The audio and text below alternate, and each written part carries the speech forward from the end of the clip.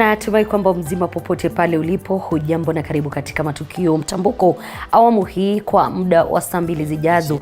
Mimi nafahamika kama Elizabeth Mutuko kwenye meza, ama unawasiliana nasi 22047 na mitandao ya kijamii @TV47 Kenya pale Facebook na ukurasa wetu wa Twitter, ukurasa wa binafsi @L_Liza. Naibu wa Rais Rigathi Gachagua amezindua mpango utakaohakikisha kuwa taifa linakabiliana vilivyo na ukame unaoendelea kushuhudiwa humu nchini. Kwa mujibu wa shirika la Red Cross, taifa litaendelea kushuhudia makali ya njaa, huku zaidi ya Wakenya milioni 4 wakiwa wameathirika na baa la njaa.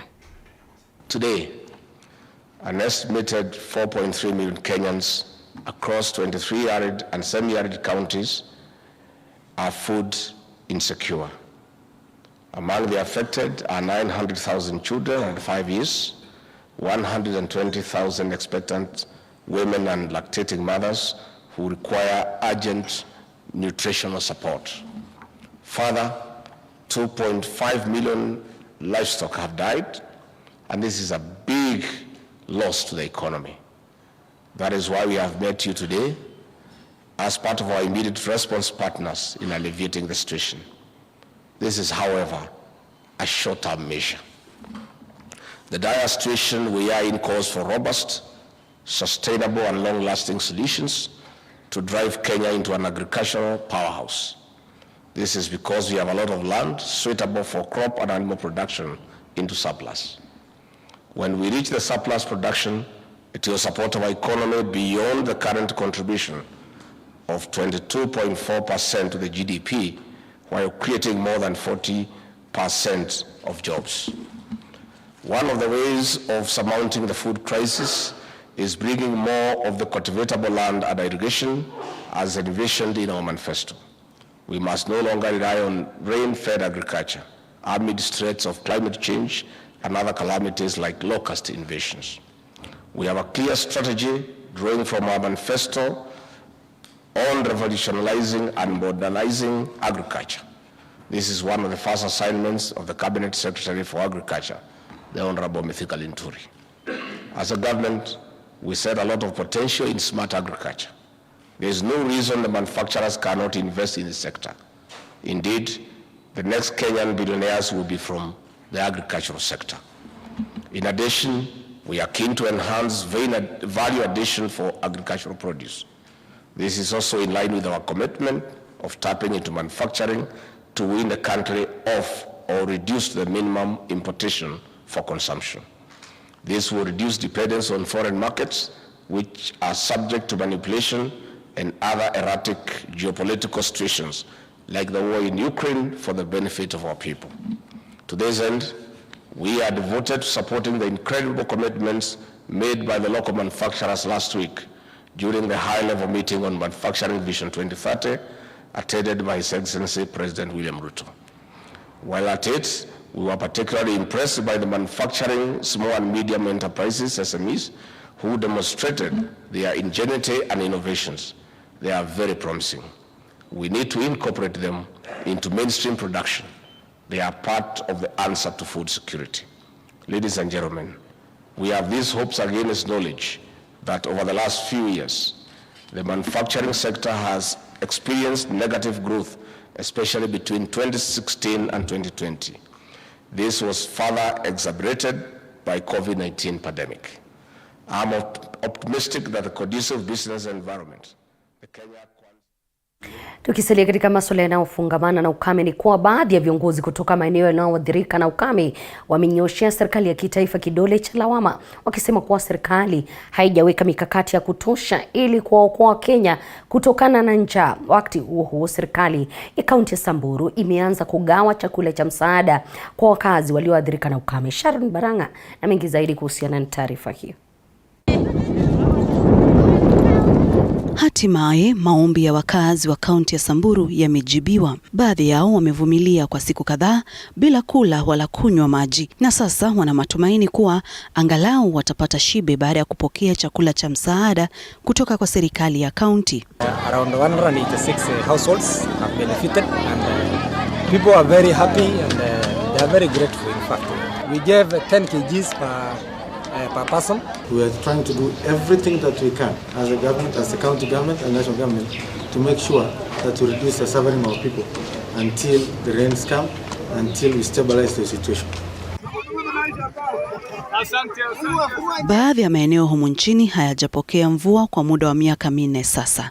Hali hii imepelekea baadhi ya viongozi nchini kuandaa mkutano kwa lengo la kutafuta suluhu kutokana na makali ya njaa yanayoshuhudiwa nchini, huku masomo yakiathirika katika baadhi ya maeneo kaskazini mwa nchi kufuatia ukame uliokithiri. As a matter of urgency is to support our children to be able to go to school. If the current trend continues and there's not going to be any intervention, the candidates for this year will not be able to sit for their exams. Enrollment in most of the schools have already dropped. There has been very serious dropouts, especially in the pastoral areas. So basically, the situation is really dire.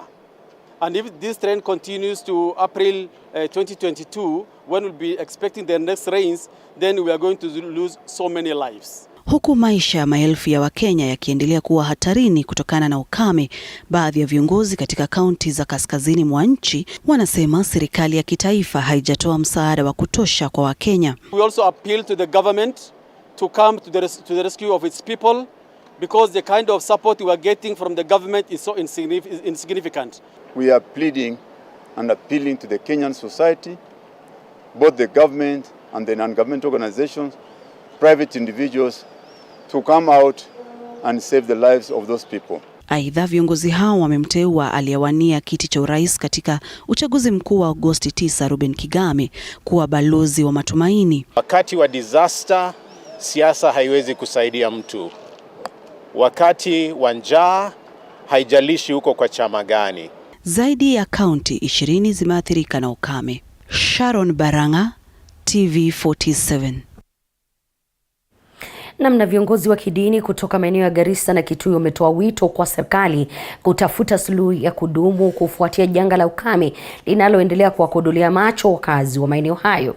Wakizungumza katika kaunti ya Garissa katika mkutano uliowaleta pamoja viongozi wa kidini kutoka eneo hilo, viongozi hao wameitaka serikali kukubalia njuga na suala hili ambalo linazidi kulemaza shughuli za wakazi katika maeneo hayo. Aidha, wametaka wakazi kudumisha amani serikali inapotafuta suluhu. Hasa upande wa Kitui na Garissa, wenzetu wa Somali walienda kulisha ngamia yao na mbuzi na ng'ombe pale. Tunawaomba wadumishe amani na pia wakuwe na heshima wale ambao wamefika kwao, wamefika kwenu kwa hali ya kiangazi. Wakati huu wako na shida. Eri hii hakuna nyazi, hakuna mvua ambayo imenyesha zaidi miaka 4. Wamekuja kwenu, tafadhalini mubokee. Hata kama wamekosea, yeye tafadhali muelimishe vizuri. Yule ambaye amefanya mkosa kwako, hapa karibu yako kuna kituo cha polisi, peleka ripoti. Ukame ambao umekuwa ukiendelea katika nchi ya Kenya sasa zaidi ya miaka 4, na wenzetu hapa wa Somali ni wafugaji, walipeleka ngamia zao sehemu ya Kitui, na kupitia hiyo ukawa na maafa ya watu wawili. Tunatoa pole zetu kwa jamii iliyofiwa, na pia kwa wale ambao mifugo yao iliumizwa. Tunasema pole zetu kama sisi watu wa dini hapa Garissa, na sisi ni kitu kimoja. Na waziri wa kilimo Mithika Linturi anatarajiwa hii leo kuzindua rasmi maonyesho ya kilimo mjini Kitale, kaunti ya Trans Nzoia. Wadau mbalimbali wakishiriki maonyesho hayo wanaposubiria kuwasili kwa waziri. Na kwa sasa tunaungana na mwanahabari wetu kutoka kaunti hiyo, Boniface Barasa, tujuze mengi kuhusiana na hilo. Boniface, iwapo unanipata taswira kamili kuhusiana na masuala ya kilimo na haswa maonyesho yenyewe? Asante sana mwenzangu Elizabeth Mtuku, na kupata kwa njia ile shwari ama njia ile mufti kabisa, na tunakujia mbashara kutoka maonyesho ya kilimo mjini Kitale, gatuzi hili la Trans Nzoia, gatuzi nambari 026, na tumejenga hema katika kibanda cha chuo kikuu cha Mount Kenya katika maonyesho haya. Maonyesho haya yaling'oa siku ya Jumatano, yatakuwa yanafikia kikomo ama kuafikia tamati hiyo kesho, na yamewashirikisha wadau mbalimbali kutoka, wakiwemo wadau kutoka sekta ya kilimo, mashirika ya vyama vya ushirika, na pia vile vyuo vikuu na mashirika mengine mbalimbali. Lakini kikubwa cha leo kinachosubiriwa ni ziara yake waziri wa kilimo Mithika Linturi, siku moja baada ya kutua mikoba ya kuongoza wizara hiyo kutoka kwa mtangulizi wake Peter Mnya. Na moja kwa moja tunasema nao wakulima wa kaunti hii wanaposubiria ujio wa waziri Mithika Linturi. Tufahamu, je, wao wanatarajia nini katika ziara yake Mithika Linturi hii leo? Mwanzo jitambulishe, na kama mkulima wa kaunti hii unatarajia nini kutoka kwa waziri Mithika Linturi, na ungependa aangazie masuala yapi anapowasili katika kaunti hii? Asante runinga 47. Kwa majina naitwa Roti Simon, nilikuwa mkazi ya Katusi ya Trans Nzoia, nilikuwa mwenyeji wa Cherangani, nilikuwa mkulima pale. Siku ya leo ni siku ya furaha sana, nilikuwa mkulima, nilikuwa mwenyeji wa pande, na nilikuwa mgeni katika show hii ya Kitale ya mwaka 22. Jambo la kwanza, tunashukuru wageni wetu wale wamekuja tangu juzi, na haswa siku ya leo mgeni wetu mkubwa ambaye ni waziri wa kilimo Mheshimiwa Mithika Linturi. Hii imeonyesha kwamba rais aliteua mawaziri ama baraza la mawaziri ambao ni wachapakazi na ambao wangependa sana kujihusisha na masuala ya maendeleo ya mwananchi. So karibu waziri leo katika gatuzi ya Trans Nzoia katika hii show ya Kitale ASK ya mwaka huu ya mwaka ya 22. Jambo la kwanza, kama wakulima tuna matarajio mbalimbali. Na sio siku ya leo hii gatuzi ya Trans Nzoia msimu huu ni msimu ya mavuno. Na sio wakati mwingine msimu kama huu ya mavuno tunatarajia tupate bei ya mahindi. Tunataka angalau aweze kuongelea juu ya bei ya mahindi ambao tunatarajia kama wakulima tunauza bei gani, na watafungua magala ya serious wakati gani, ili tuweze kuwasilisha mahindi yetu kwa ajili ya kuuza. Jambo lingine ni mambo pembejeo. Msimu ya upanzi haitakuwa mbali. Tungetarajia kama wakulima tujiandae mapema, tuweze kupata pembejeo mapema, tupate mbegu bora, na tuweze kuandaa mashamba yetu. Kilimo imekuwa bei kali hapo nyuma. Tunataka tujue hata mambo ya mbolea, mambo ya diesel na mambo mengi inayohusu ukulima ya mahindi na hata ukulima ingine katika eneo hili. Una imani na waziri Mithika Linturi? Hakika nina imani na yeye. Tunaona hata masaa machache tangu jana aweze kuteuliwa, na leo ameweza kufika nyanjani, aweze kujulia hali mkulima, na mwenyewe atashuhudia kwa macho yake. Asante. Naomba tuseme naye mkurugenzi wa chuo kikuu cha Mount Kenya tawi la Trans Nzoia hapa Kitale. Ninyi ni miongoni mwa wale ambao wanaenda kutuzwa na waziri Mithika Linturi atakapowasili hapa, kwa kuwa kwamba mmedhihirisha kama wale ambao wamekuwa wadau katika maonyesho haya, wadau ambao wamefanikisha maonyesho yaliyo bora. Pengine ni nini kimepelekea ninyi kuwa miongoni ama kuorodheshwa miongoni mwa wale ambao watakuwa wanatuzwa leo? Historia yetu. Sisi tumekuwa tukifanya mambo makubwa kwa sababu tunania na imani kwamba tuna uwezo kama chuo kikuu. Kwa hivyo tumekuwa hapa kwa muda huo wote tukijitayarisha, na tukajenga hata makazi haya ambayo tunaona kwamba pia yamechangia pakuu. Katika wakati wa kutahiniwa na wakaguzi waliokuja hapa, niliulizwa maswali makali, na kwa kudura ya Mwenyezi Mungu nikaweza kuyajibu yote. Niliambiwa niweze kueleza, kufafanua theme ya show, na nikawa nimejizatiti kweli. Kwa hivyo nikaweza kusimamia chuo vizuri na nikaeleza, na nafikiria wakaguzi wakafurahia. Kwa hivyo kazi yetu tangu kuanzia popote pale ambapo tuko, namna tunavyofunza, program zetu zote, nafikiria tuko imara kabisa. Kwa hivyo tunashukuru kabisa. Ujumbe wako wa mwisho? Ni kusema tu tuko hapa na tunashukuru usimamizi wa chuo kwa sababu ya kutushikilia ikawa tumeweza kufikia hapo, na nafikiria yote yatakuwa mazuri. Tunashangilia huo ushindi na tunasema asante. Naam, ndizo kauli za wadau ambao wameshiriki maonyesho haya ya kilimo mwaka huu, na ikumbuka kwamba maonyesho haya yalitatizika na tandavu ya COVID-19 ambayo iliweza kutatiza ulimwengu mzima na hata kutikisa taifa hili, hivyo kusitisha shughuli nyingi. Hapaja kuwepo na maonyesho haya kwa miaka miwili iliyopita, taifa likiwa katika hali ya mshike ya athari ya COVID-19. Basi wakulima wanataka kwamba Waziri Mithika Linturi atakapowasili hapa angazie ama aweze kutangaza bei mpya kununua mahindi na lini maghala yatakuwa yanafunguliwa ili kuwasilisha mahindi kwa wakulima. Kwake mwenzangu Elizabeth Mtuku kwa kuwa mwelekezi wangu, na narifu muda umenipa kisogo.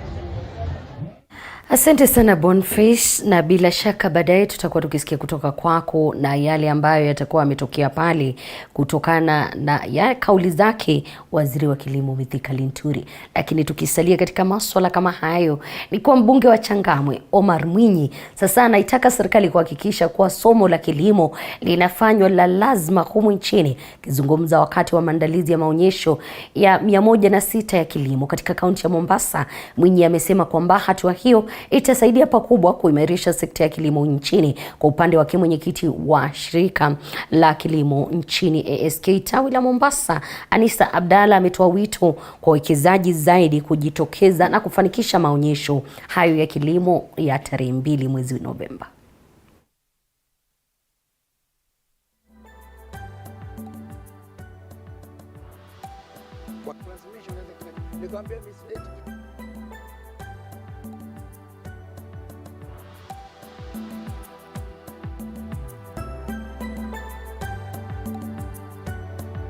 Somo la agriculture lifanywe ni somo muhimu katika nchi yetu ya Kenya. Na wanafunzi ifanywe kama ni pengine ni somo la lazima. Kwa sababu kama tunavyosema, mambo ya kulima hayatupi. Chochote unachofanya katika mambo ya kulima wewe unapata. Upande wetu tumefanya kila kitu, tumetayarisha, tumerekebisha.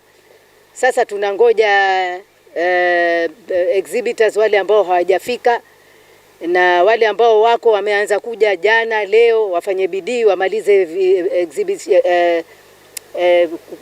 kutengeza exhibition center zao.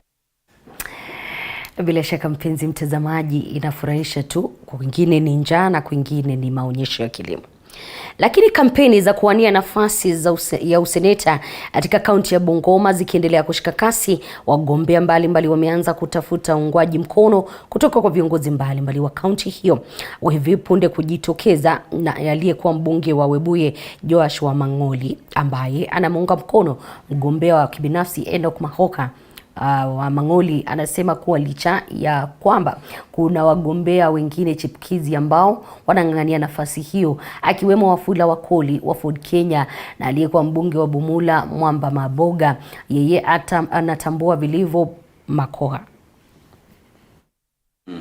This is the right time to out of the leaders that come out. Yes. Although in fact.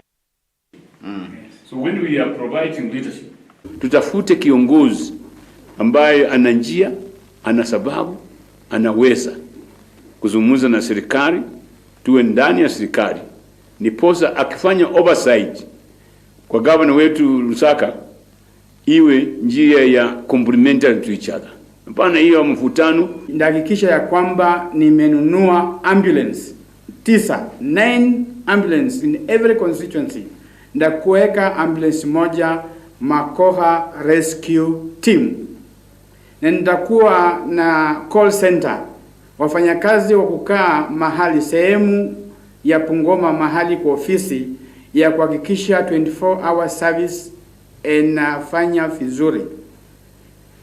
Every ambulance itakuwa inafanya operation kwa every constituency. Makoha Rescue Team itakuwa ina operate 24 hours.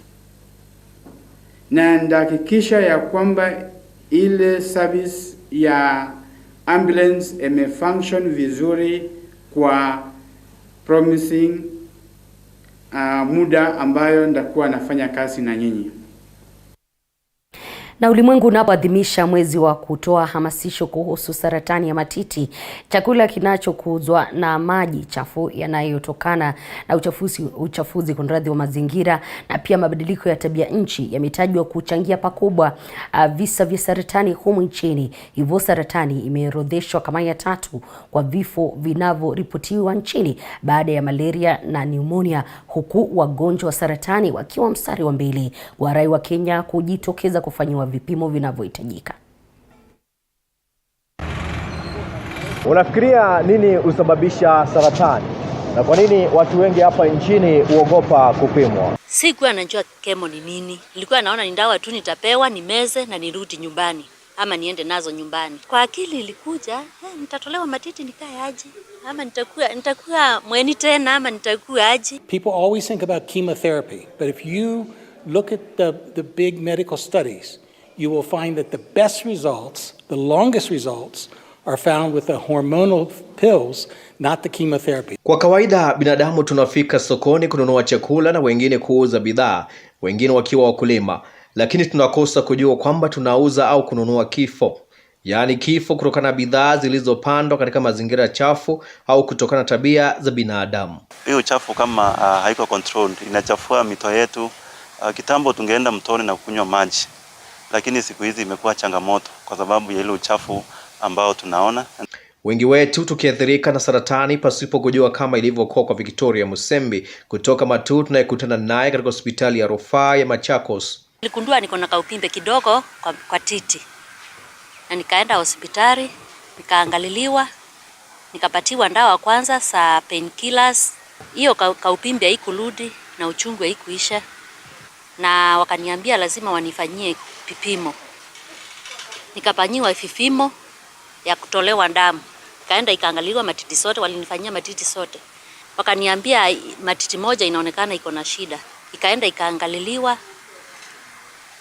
Wakaniambia niko na saratani. Akiwa mfano wa wengi ambao huugua saratani pasipo kujua kutokana na ukosefu wa vipimo vya mapema, kabla anavyoelezea Daktari Clemi Henry. In a month, an average of 22 women visit our center purposely for screening purposes.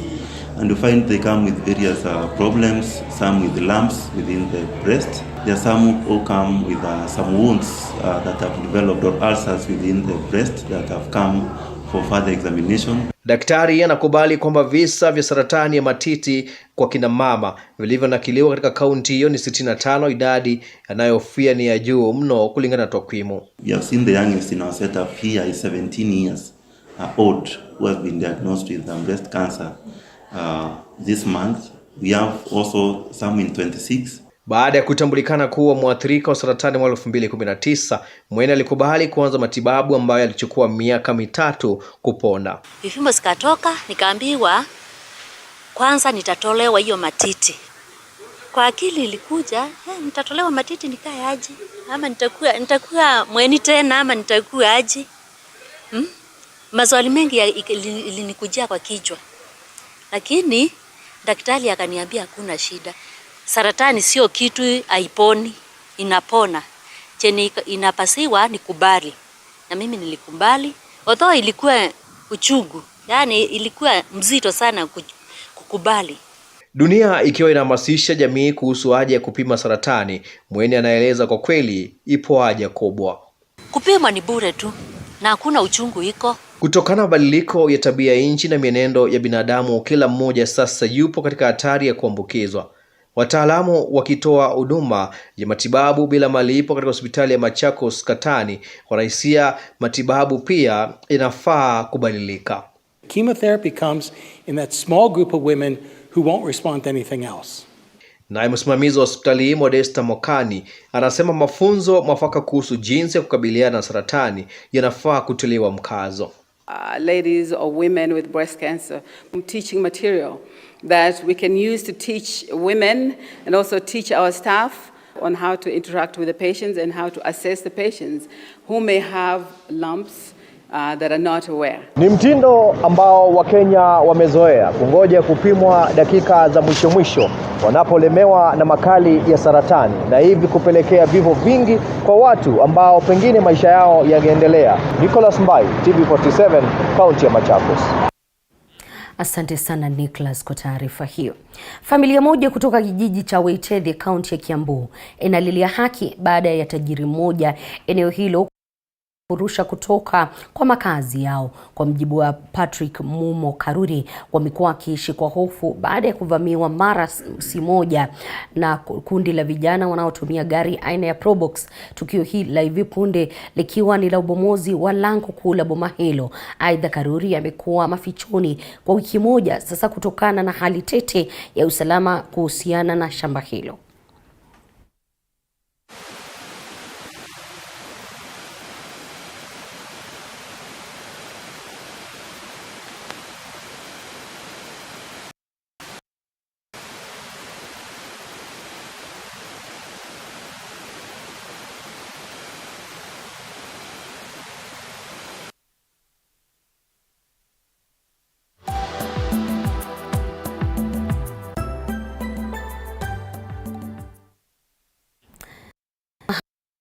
Ila taarifa hiyo tutakuwa tukileta baadaye. Na kufuatia ukarabati wa bwawa la Mekilingi, kaunti ya Machakos, zaidi ya familia 3,000 kutoka eneo kame la Kiwa na Mekilingi, eneo bunge la Yatta, zimeelezea matumaini ya kupata suluhu kwa tatizo hilo la maji. Kulingana ama bwawa hilo la 17 kutoka orodha ya mabwawa ya maji yanayokarabatiwa na serikali ya kaunti ya Machakos litagharimu shilingi milioni 3 katika awamu ya kwanza, huku likiwa na uwezo wa kutoa maji kwa vituo 16 vikuu vya zamani vya maji.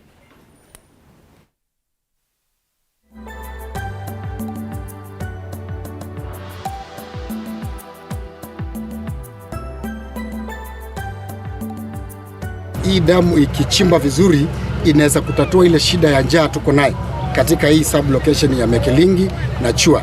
Tunafanya huu mradi kwa phases. Na phase ya kwanza tutaweza kutoa ule uchafu na matope yaliyo ndani ya hii bwawa. Kisha baadaye tutakuwa na mradi kwa phase 2 ya kuweka ua katika hii dam, na pia tutaweka mifereji ya maji tusambaze maji mpaka mahali ilikuwa inaenda kitambo, na pia tutaweka water tanks za kuweka maji, na pia tutaweka mahali ya kusafisha hayo maji yawe safi kiwango ya kutumika na mwananchi. Na teknolojia mpya ikizidi kuboresha mawasiliano mitandaoni, washikadau katika sekta ya teknolojia wameitaka serikali na wawekezaji wa kibinafsi kuimarisha usalama wa huduma hiyo muhimu mtandaoni ili kuhakikisha usalama wa watumizi wa mtandao. Aidha, washikadau hao wamezitaka benki za humu nchini kulinda data za wateja wao kwa malengo ya kukuza biashara na utumiaji wa pesa kwa mfumo wa dijitali. Wakizungumza katika kongamano kuhusu mawasiliano ya kidijitali huku Diani, kaunti ya Kwale, washikadau hao wamesisitiza kuwa data za wananchi zinapaswa kulindwa ipasavyo. Ambapo unaamini wataweza kuchunga pesa yako, wataweza kuchunga data yako, ndio uweze kukuwa na hiyo uhusiano wa kuaminiana. So kama Isaka tunakuja hapa kwa sababu sisi tuko na wataalamu wa kiteknolojia, ambapo tunaweza kuonesha kampuni zetu vile ambavyo tunaweza protect hiyo data na vile ambavyo tunaweza enhance hiyo utaalamu na ule uhusiano wa trust ambao tunaita digital trust. Nchi yetu ichukue mambo hii na ijaribu kufunza, kueleza ndio waelewe kwa nini kuna umuhimu wa kutumia teknolojia. Wanajua, lakini wanaona wakati wanatumia teknolojia either mambo yao itajulikana. So wanaangalia maneno ile mbaya ile inaweza kuwa pale, lakini teknolojia iko na vile inaweza fanywa ikue, haiwezi ikafanya hiyo mambo yao wanasema ijulikane. Bila shaka mpenzi mtazamaji, ni wakati wa mapumziko kidogo. Kennedy Wakesa anasema bei ya unga ni sharti ishuke. Matthew Ogora anasema vile anaunga mkono masuala kuhusiana na njaa, serikali inastahili kutafuta suluhu. Usicheze mbali, mnake zaidi taarifa zipo katika awamu hii ya Matukio Mtambuko.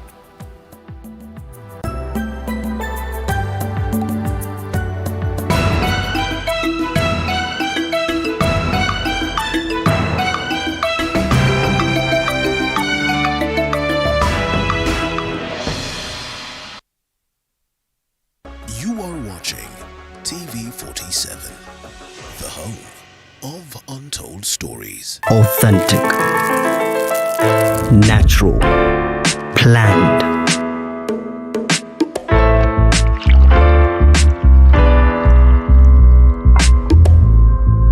Transforming.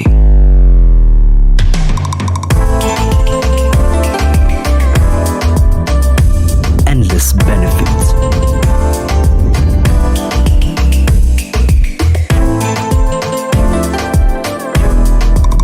Slaty, purely Kenyan. Buy now on Jumia or Amazon.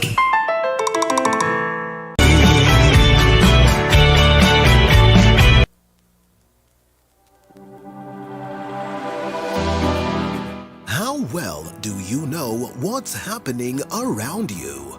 Morning Cafe with heated political debates. Baraza la Siasa. Hiyo kitu azungumzie, angalie hali ya maisha ya watu. Informative health discussions. Business, farming. Tasty Wednesday, Fitness Thursday, and Feel Good Friday with amazing DJs, celebs, waimbaji, kuna comedians, alafu kuna wajinga, and music bands every Monday to Friday from 6 a.m. to 9 a.m.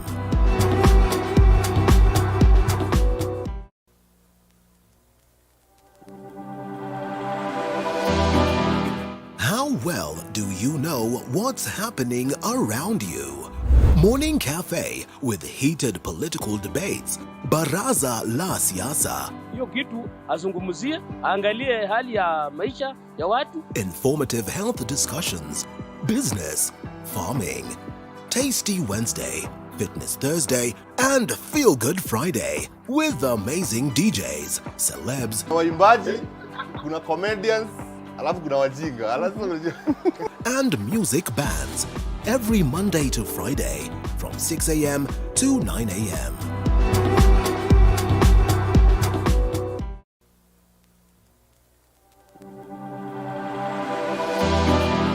How well do you know what's happening around you? Morning Cafe with heated political debates. Baraza la Siasa. Parents.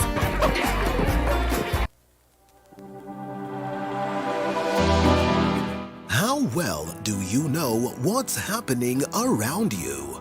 Morning Cafe with heated political debates. Baraza la Siasa. Hiyo kitu azungumzie, angalie hali ya maisha ya watu. Informative health discussions.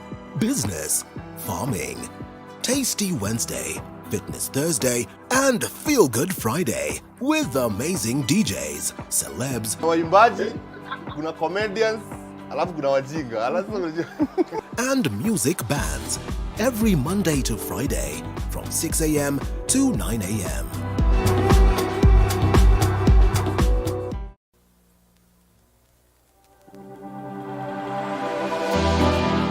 How well do you know what's happening around you? Morning Cafe with heated political debates. Baraza la Siasa. Hiyo kitu azungumzie, angalie hali ya maisha ya watu. Informative health discussions. Business, farming. Tasty Wednesday, Fitness Thursday, and Feel Good Friday with amazing DJs, celebs, waimbaji, kuna comedians, alafu kuna wajinga, and music bands every Monday to Friday from 6 a.m. to 9 a.m.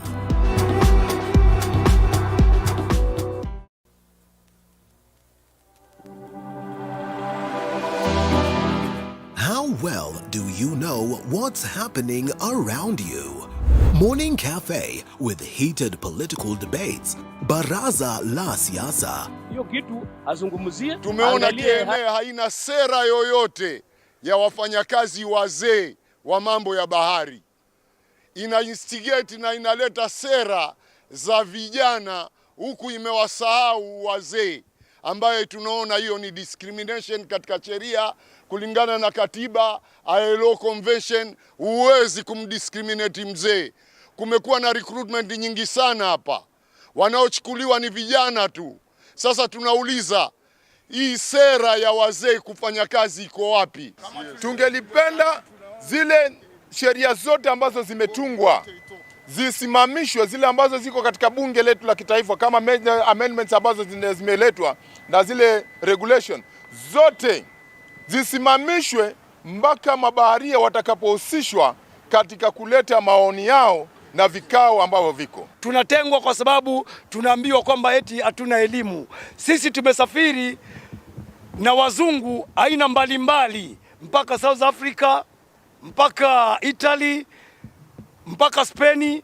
Hatuja kuta kwamba kule kunazungumzwa kizungu cha university. Tunakuta kule kizungu kinachozungumzwa ni kizungu cha kibaharia. Mtu utampeleka kule amesoma university, ajui Balango, ajui Masakonya. Katika masuala tofauti ni kuwa katibu mkuu wa muungano wa wafanyikazi nchini KOTU Francis Atuli sasa anataka serikali kuangazia ajira ya wanawake kufanikisha maendeleo nchini. Alizungumza hapo awali na sasa tutakuwa tukisikiza kutoka kwake. Meeting, as we were consulting for the good job they have done and supportive manner in which they have exhibited to strengthen labor movement in this country, we have also been reflecting on how employment in 5, 10, 20 years to come will be in the Republic of Kenya. With the introduction of e-commerce or digital economy, and with also introduction of precarious employment, which includes outsourcing, how are we positioning ourselves as workers in this country? Because formal employment is being eaten into by technology and other technology that we can avoid to create employment, like mechanization, NT, plucking. We can avoid that. There are a lot of areas that we can avoid, like what the Pakistan did, and other countries like Malaysia. If you go to those countries that are developed, Sri Lanka in Colombo, they are also involved in tea plantations. China, their tea is manually plucked for the purposes of keeping employment. It's only in extensive agriculture where employment can be obtained. So we have been consulting. And in this country, we have equally written to His Excellency the President, alerting him on precarious employment, particularly outsourcing. Outsourced people. Most companies are converting their employees into casuals without contracts. And this will deny government revenue. About 40% of our total revenue is lost through precarious employment. People being converted from permanency or people with good contracts between themselves and their employers being turned into casualization and outsourced people. Companies would ask their supervisors to form their own companies for purposes of outsourcing those people who are former employees of the same companies. They are coming back to work without contracts, without being recorded anywhere. They don't appear in the employer's master roll. And even if anything happened to them, they are not subjected to occupational health and safety regulations or requirements. This is very dangerous trend that our employers are trying to introduce. If you listen to the President's Madaraka Day speech, where he said each and every one of us must pay taxes, those in precarious employment, those outsourced, those in casualization type of employment, those in piecemeal jobs are not going to subscribe to our taxation and revenue collection that is geared towards putting some mechanism in place to spur economic growth and expand employment opportunities.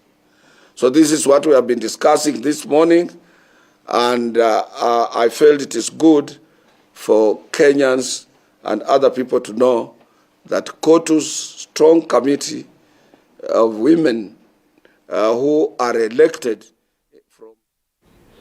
Bila shaka mpenzi mtazamaji, hii leo itakuwa ni zamu ya mawaziri wapya kuchukua afisi na mikoba ya afisi ambazo wamepewa kutoka kwa wale ambao wanaondoka katika nafasi hiyo. Najua hii leo kuna zamu yake waziri Aisha Juma katika masuala ya agenda na vile vile masuala ya utumishi wa umma. Atakuwa vile vile akipokezwa mikoba hiyo ya kazi na Margaret Kobia, miongoni mwa wengine ambao hii leo ndani ya TV47 tutahakikisha kwamba tunakuletea. Na waziri wa habari na mawasiliano Eliud Owalo wamechukua rasmi usukani katika wizara hiyo, huku akiahidi kuwatumikia Wakenya wote kwa uadilifu. Owalo wamechukua usukani kutoka kwa Joe Mushero.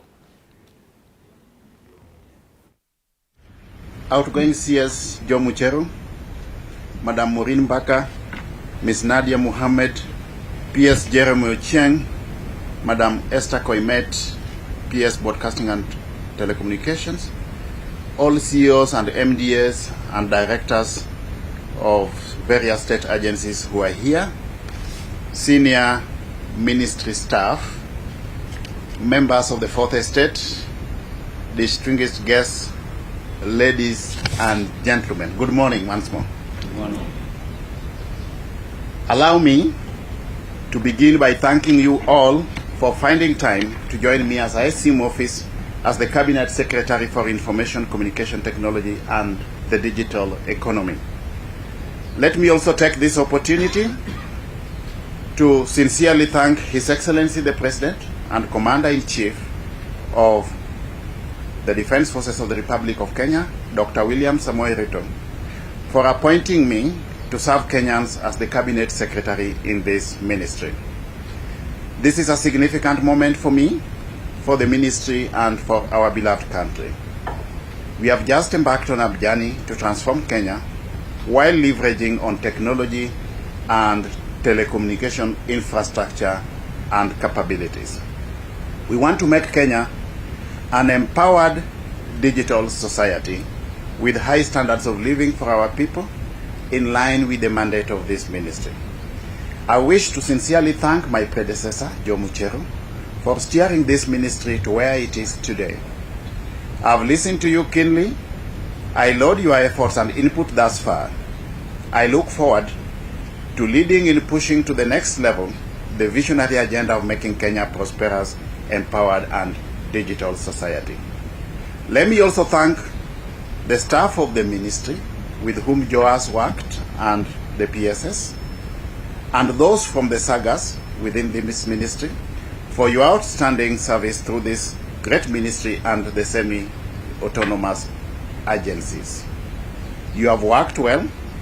You have given this ministry the visibility, the good name, and the desired reputation.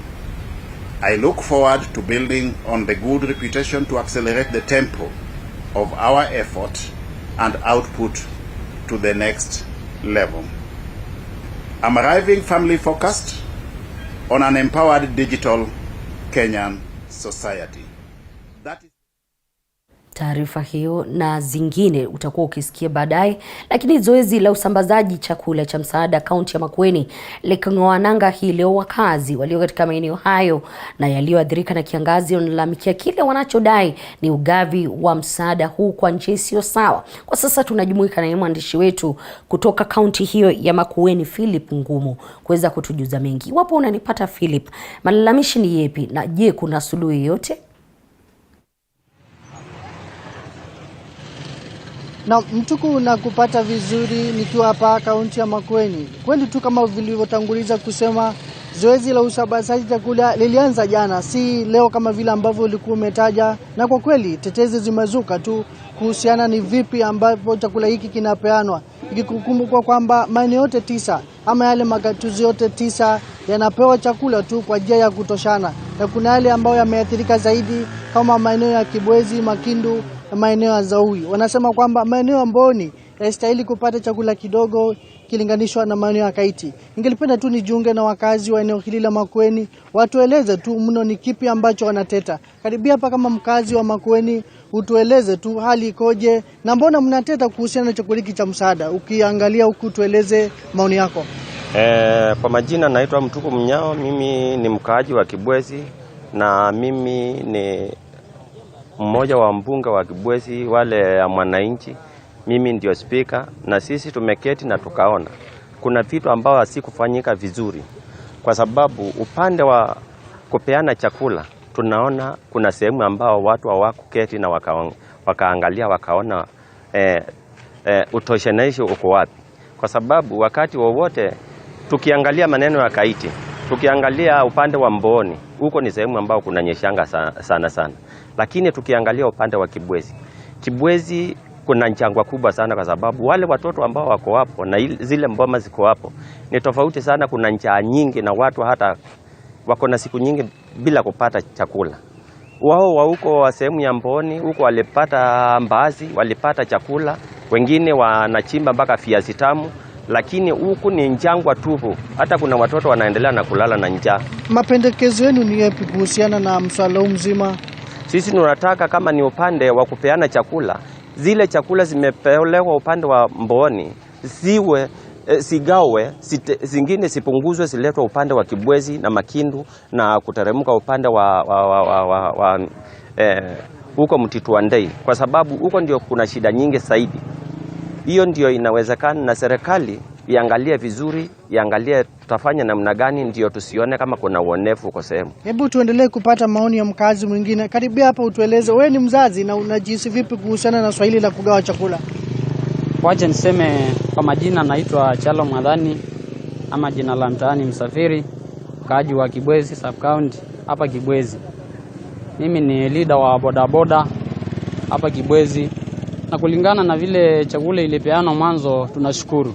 Manake haikuwa, lakini kulingana na venye ilipeanwa tunaona haikupeanwa kwa usawa. Manake ukiangalia sehemu zingine mahali kuna mvua, si kama huko Kibwezi kwetu. Huko Kibwezi kuna shida ya mvua, kazi pia ni shida, lakini ukiangalia venye ilipeanwa si sawa. Manake njaa huku ni mingi. Hata ukiangalia watoto shuleni, walimu wanashindia kuongea.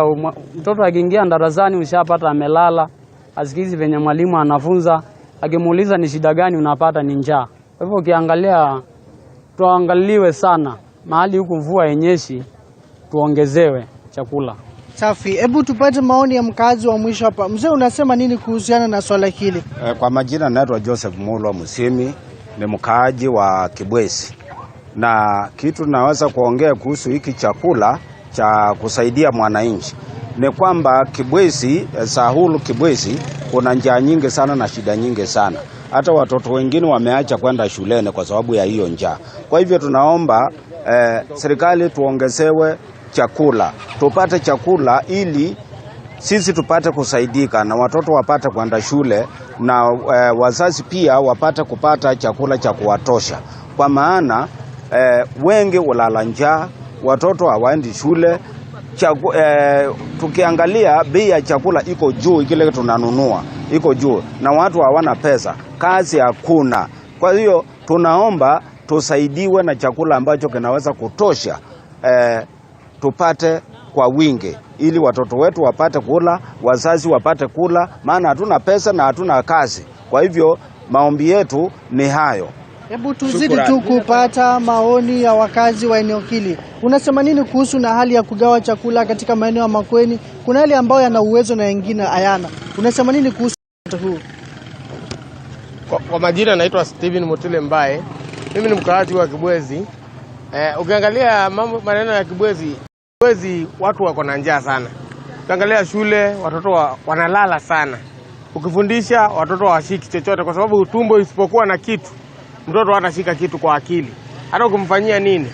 Mzazi pia, hali ya afya watu wamedhoofika sana kwa sababu ya njaa. Njaa ya chakula ya watu, wanyama. Pande ya Kibwezi mvua hakuna. Tumekaa miaka kama 2-3 mvua hakuna. So tunaomba serikali isaidie watu hapa Kibwezi sana. Waangaliwe sana. unasema nini kuhusiana na ugawaji wa chakula hiki? Tunaona kuna wale maeneo wamepata chakula sawa, wamepata magunia 400 hapa, sawa na maeneo mengine. Yaongezewe ama yawe sawa? Inafaa kuongezwa kwa sababu ukiangalia wakaaji wa Kibwezi ni wengi sana, na hiyo chakula haikutosha. Kuna watu wengi huko mashinani huko ndani hawakupata. Wengine walipata, ni ilikuwa chakula ya siku moja, unapata haitaidii. Iongezwe, naomba iongezwe.